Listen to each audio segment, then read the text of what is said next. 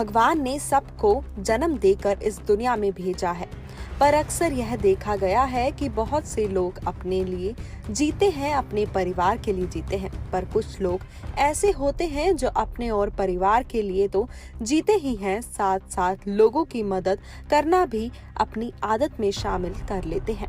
ऐसी ही पंचकुला की एक शख्सियत है अनिल थापर जी, जिनकी आदत ही आम लोगों की सेवा करना है। शिरडी साईं सेवा समाज पंचकुला के साथ पिछले 30 वर्षों से पंचकुला के लोगों की मदद करके पंचकुला को एक हैप्पी सिटी बनाने का सपना साईं जी की कृपा से सच करने में लगे हुए हैं और पड़ाव दर पड़ाव अपने सपने की ओर अग्रसर हैं। उन्हीं से आज की विशेष भेंटवार्ता में जानेंगे उनके बारे में और उनकी संस्था के कामों के बारे में।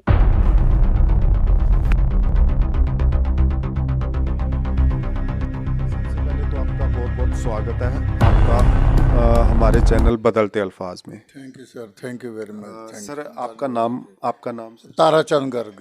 तो आप शिरडी समाज संस्था में चेयरमैन है जी। तो सर ये जो आपकी संस्था है पिछले काफी समय से हम देख रहे हैं कि काम 20 साल से काम कर रही है जी।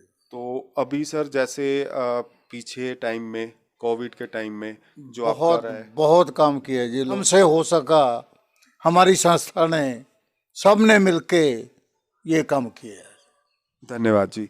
सर जय साईं राम। मैं अनिल थापर, शिरडी साईं सेवा समाज पंचकुला से।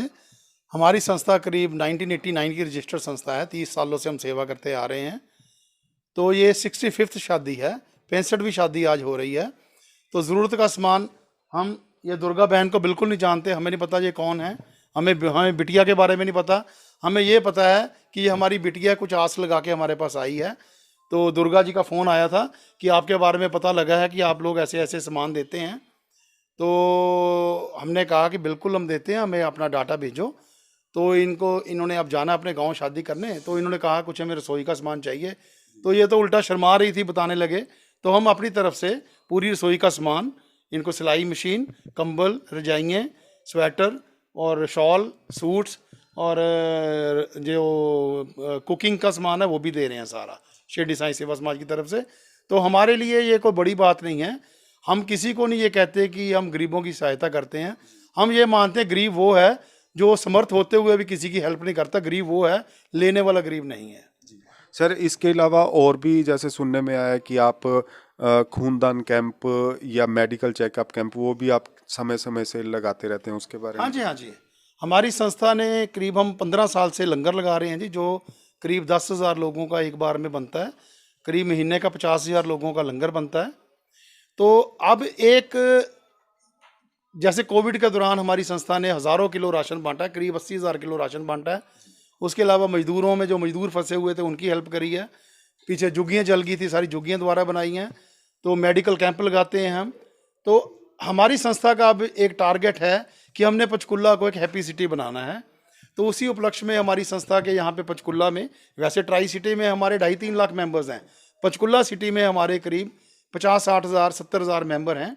तो आज उन्होंने सब मेंबरों ने इकट्ठे डिसाइड करा कि आने वाले जो मेयर चुनाव हैं उसमें आप आइए। तो हमारा मकसद है, हमारा अब चुनाव में हम आ रहे हैं मेयर के पद के लिए। और लेकिन हमारा मकसद है we want to make a city a happy city. Panchkula साफ हो, सारे सेक्टर्स के जितने निवासी हो उन पे सेम ट्रीटमेंट हो, सब इक्वल हैं इस करके। तो हमारी सेवा है, जो सेवा चल रही है वो तो चलती रहेगी। अब एक सेवा को हमने एक अगले लेवल पे लेके जाना है। तो जैसे कि हमने देखा है कि पूरे पंचकुला में आपका नाम किसी भी बच्चे से पूछ लो तो वो उंगली पकड़ के आप तक ले आता है। तो जैसे अभी आपने बताया कि आप मेयर के चुनाव के लिए नॉमिनेट हो रहे हैं, या आपकी संस्था ने पूरे मतलब दृढ़ता के साथ आपका नाम नॉमिनेट किया है। तो उस चीज़ को लेके हम ये आपसे बात करेंगे कि आप मतलब किस पार्टी की सपोर्ट में चुनाव लड़? ऐसे है, हमारे पास अपना कैडर है, हमारे पास बहुत मेंबर्स हैं। तो ऐसा नहीं है, हम तो चुनाव में आ रहे हैं। ये आने वाले दिनों में स्थिति क्लियर हो जाएगी। जो आने वाले और 4-5 दिन में सारी स्थिति क्लियर हो जाएगी, तो आपको बता दिया जाएगा भी आगे कैसे चलना है।